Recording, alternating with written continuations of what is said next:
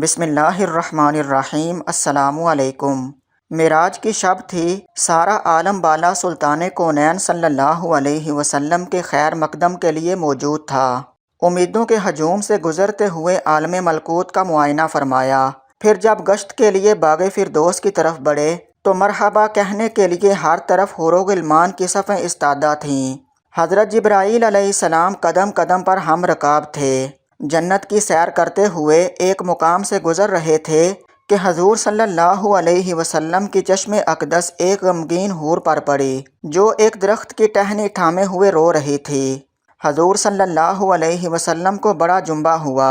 حضرت جبرائیل علیہ السلام سے ارشاد فرمایا کہ دریافت کرو کہ یہ حور کیوں رو رہی ہے، جنت کے عیش و دوام میں اسے کون سا غم لاحق ہو گیا ہے۔ حضرت جبرائیل علیہ السلام نے اس کے قریب پہنچ کر کہا، کیا تجھے معلوم نہیں کہ سلطان کونین صلی اللہ علیہ وسلم نے جنت میں قدم رنجہ فرمایا ہے؟ جواب دیا کہ معلوم ہے، جبھی تو غمگین فریادیوں کی طرح اپنا حال بنا رکھا ہے کہ ان کی نگاہ رحمت میرے اوپر پڑے اور وہ میرا حال دریافت کر لیں۔ حضرت جبرائیل علیہ السلام نے ارشاد فرمایا، تجھے مبارک ہو، انہوں نے تیرا حال دریافت کرنے کے لیے مجھے بھیجا ہے۔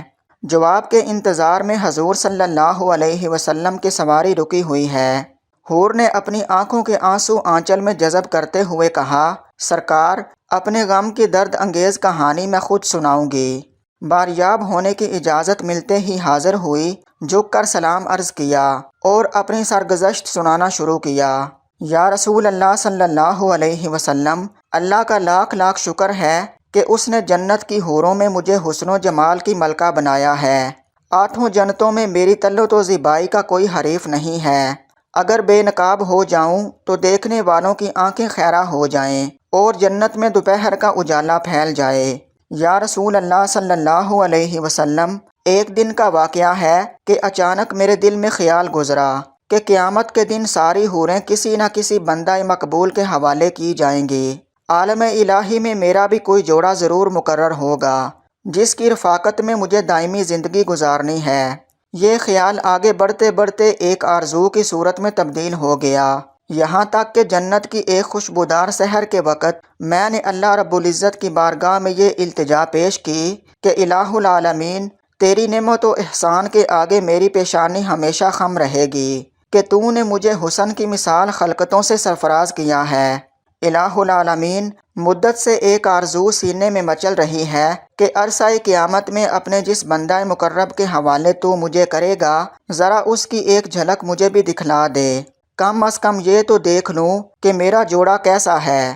رحمتوں کا دربار جوش پر تھا، میری یہ التجا قبول ہو گئی اور حکم ہوا کہ سامنے جو آئینہ رکھا ہے اسے ایک نظر دیکھ لے، اس پر تیرے جوڑے کی جھلک نظر آئے گی۔ یا رسول اللہ صلی اللہ علیہ وسلم، میں ارمان و شوق میں ڈوبی ہوئی آئینے کی طرف بڑھی۔ میرے قدم خوشی سے زمین پر نہیں پڑ رہے تھے کہ آج عالم جاوید کے محبوب ترین ساتھی کو دیکھنے جا رہی تھی۔ جوں ہی نگاہ اٹھائی، دل پر ایک بجلی گری اور آرزوؤں کا سارا خرمن جل گیا۔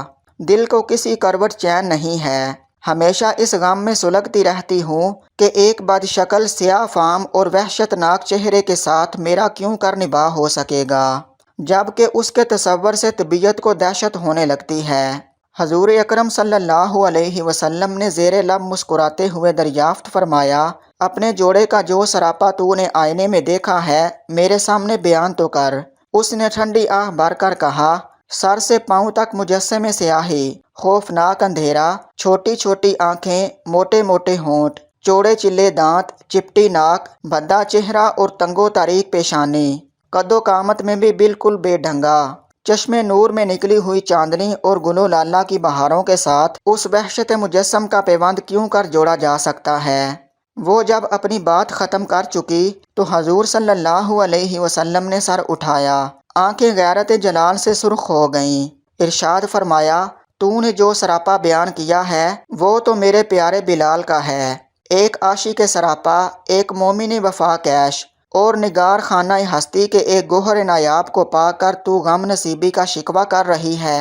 کیا تجھے معلوم نہیں کہ بلال میرا عاشق مجسم ہے؟ میں نے اپنی پلکوں کے سائے میں اسے پناہ کی جگہ دی ہے اور سن لے میرا بلال بارگاہ یزدانی میں تقرب کی اس مسند امتیاز پر فائز ہے کہ فردائے قیامت میں اس کے جسم کی سیاہی حوران خلد کے رخساروں پر تل بنا کر تقسیم کر دیے جائیں۔